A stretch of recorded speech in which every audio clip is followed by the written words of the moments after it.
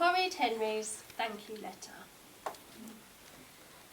Oh, this was the knife, the sofa, a telly, a bag of crisps. Horrid Henry sighed happily.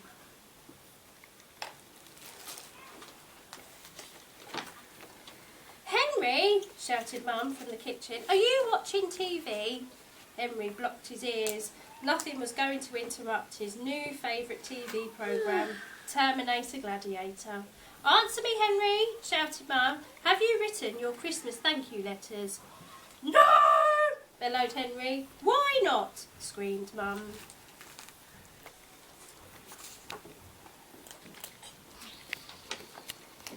Because I haven't, said Henry. I'm busy. Couldn't she leave him alone for 2 seconds? Mum marched into the room and switched off the TV. Hey, said Henry, I'm watching Terminator Gladiator. Too bad, said Mum. I told you, no TV until you've written your thank you letters. It's not fair, wailed Henry. I've written all my thank you letters, said Perfect Peter. Well done, Peter, said Mum. Thank goodness one of my children has good manners. Peter smiled modestly. I always write mine the moment I unwrap a present. I'm a good boy, aren't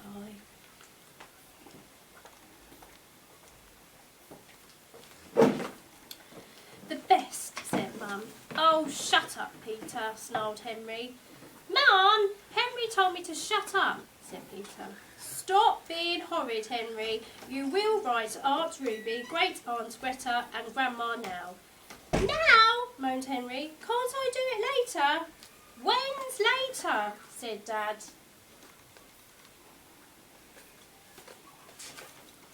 Later, said Henry.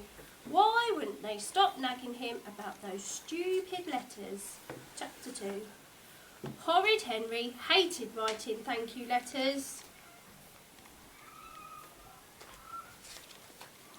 Why should he waste his precious time saying thank you for presents? Time he could be spending reading comics or watching TV. But no, he would barely unwrap a present before Mum started nagging.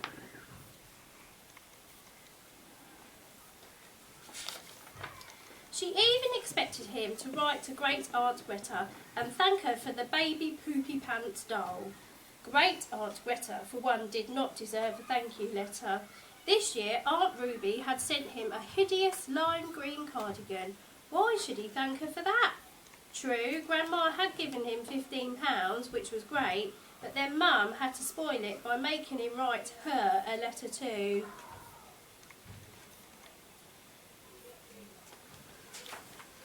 Henry hated writing letters for nice presents every bit as much as he hated writing them for horrible ones.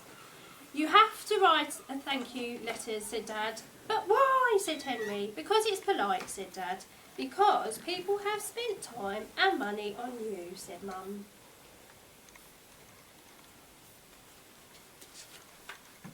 So what, thought Horrid Henry. Grown-ups had loads of time to do whatever they wanted.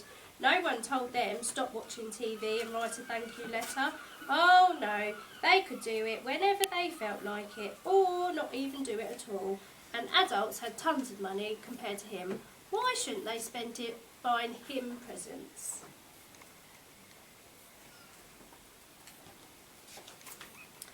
All you have to do is write 1 page, said Dad. What's the big deal? Henry stared at him.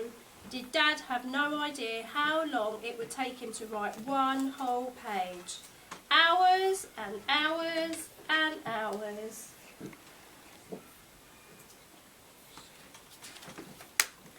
You're the meanest, most horrible parents in the world, and I hate you, shrieked Horrid Henry. Go to your room, Henry, shouted Dad. And don't come down until you've written those letters, shouted Mum. I am sick and tired of arguing about this.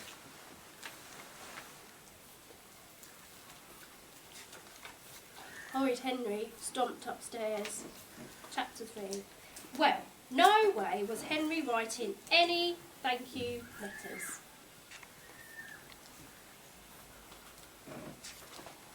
He'd rather starve, he'd rather die. He'd stay in his room for a month, a year. One day, Mum and Dad would come up to check on him, and all they'd find would be a few bones. Then they'd be sorry.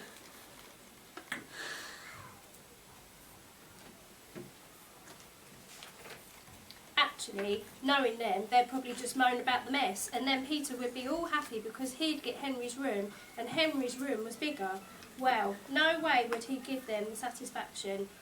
All right, thought Horrid Henry. Dad said to write one page. In his biggest, most gigantic handwriting, Henry wrote, "Dear Aunt Ruby, thank you for the present, Henry."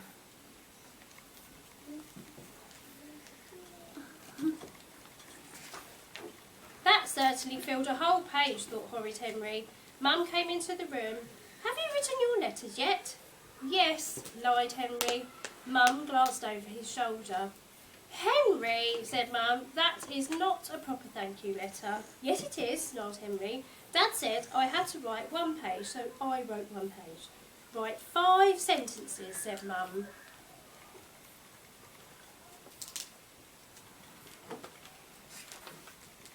"5 sentences, 5 whole sentences." It was completely impossible for anyone to write so much. His hand would fall off. "That's way too much," wailed Henry.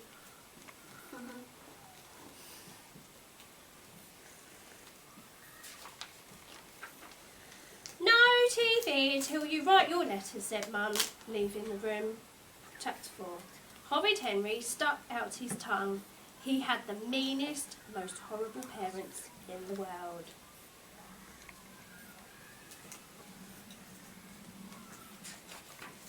When he was king, any parent who even whispered the words "thank you" letter would get fed to the crocodiles. They wanted 5 sentences. He'd give them 5 sentences. Henry picked up his pencil and scrawled, "Dear Aunt Ruby, no thank you for the horrible present. It is the worst present I have ever had. Anyway, didn't some old Roman say it was better to give than to receive? So, in fact, you should be writing me a thank you letter. Henry. P.S. Next time, just send money."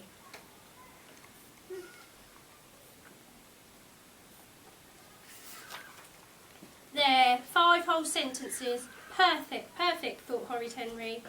Mum said he had to write a 5-sentence thank you letter. She never said it had to be a nice thank you letter.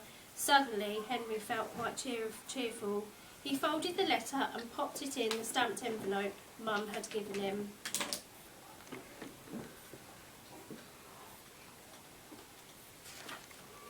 One down, 2 to go. In fact, Aunt Ruby's no thank you letter would do just fine for Great Aunt Greta.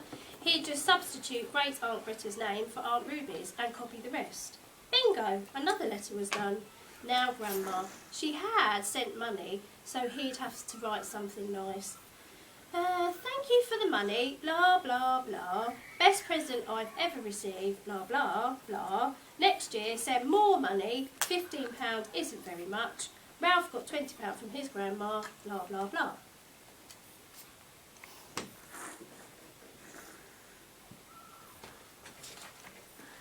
What a waste, thought Horrid Henry, as he signed it and put it in the envelope. To spend so much time on a letter, only to have to write the same old thing all over again next year. And then suddenly, Horrid Henry had a wonderful, spectacular idea. Why had he never thought of this before? He would be rich, rich, really rich. "There goes Moneybags, Henry," kids would whisper enviously as he swaggered down the street, followed by Peter lugging 100 DVDs for Henry to watch in his mansion on one of his 28 giant TVs. Mum and Dad and Peter would be living in their hovel somewhere, and if they were very, very nice to him, Henry might let them watch one of his smaller TVs for 15 minutes or so once a month.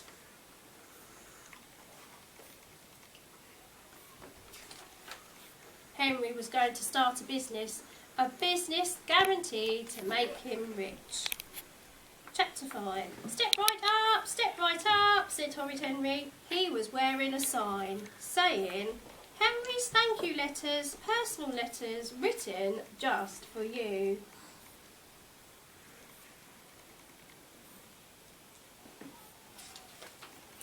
small crowd of children gathered round him.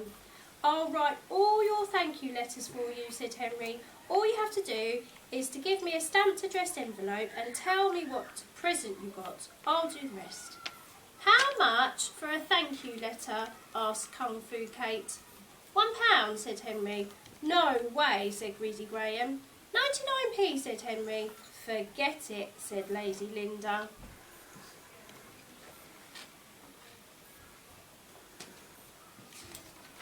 "OK, 50p, said Henry, and 2 for 75p. "Done," said Linda. Henry opened his notebook. "And what were the presents?" he asked. Linda made a face. "Handkerchiefs," she spat, "and a bookmark." "I can do a no thank you letter," said Henry. "I'm very good at those." Linda considered. "Tempting," she said, "but then mean Uncle John won't send me something better next time."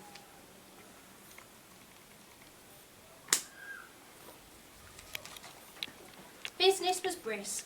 Dave bought 3, Ralph bought 4, no thank yous, even Moody Margaret bought 1. Whoopee, thought Horrid Henry. His pockets were jingle-jangling with cash.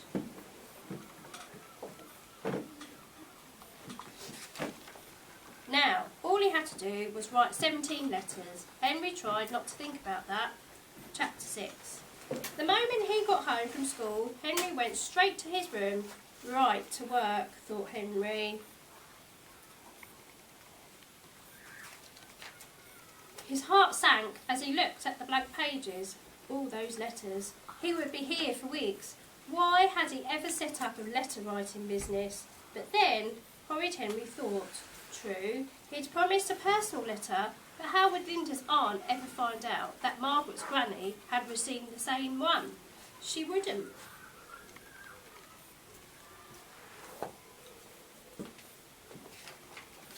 If he used the computer, it would be a cinch, and it would be a letter sent personally, thought Henry, because I am the person, and I will personally print it out and send it. All he had to do was to write the names at the top and to sign them. Easy peasy lemon squeezy. Then again, all that signing, and writing all those names at the top, and separating the thank you letters from the no thank you ones.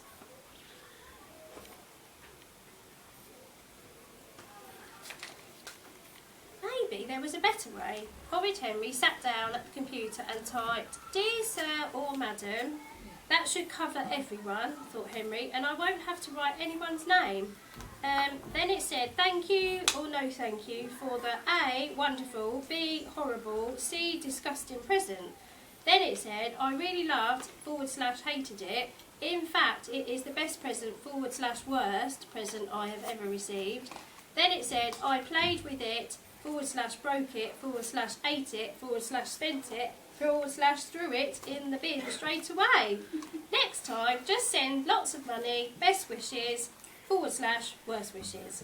Now, how to sign it? Aha, thought Henry. Your friend or relative.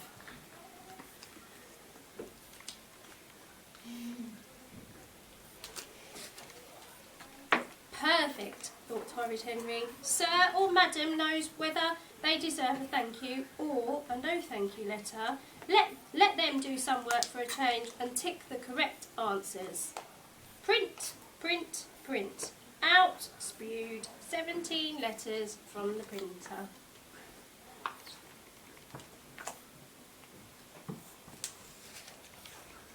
It only took a moment to stuff the letters in the envelopes. He'd popped them in the postbox on the way to school. Had an easier way to become a millionaire ever been invented, thought Horrid Henry as he turned on the telly. Ding dong! It was 2 weeks after Henry set up Henry's thank you letters. Horrid Henry opened the door. A group of Henry's customers stood there, waving pieces of paper and shouting.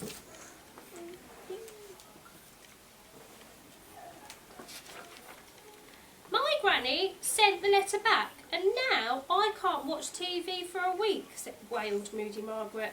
I'm grounded, screamed Aerobic Owl. I have to go swimming, screamed Lazy Linda. No sweets, yelped greedy Graham. No pocket money, screamed rude Ralph. And it's all your fault, they shouted.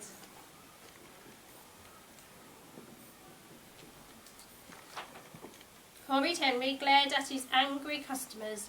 He was outraged. After all his hard work, this was the thanks he got. Too bad, said Horrid Henry, as he slammed the door. Honestly, there was no pleasing some people. Henry, said Mum, I just had the strangest phone call from Aunt Ruby.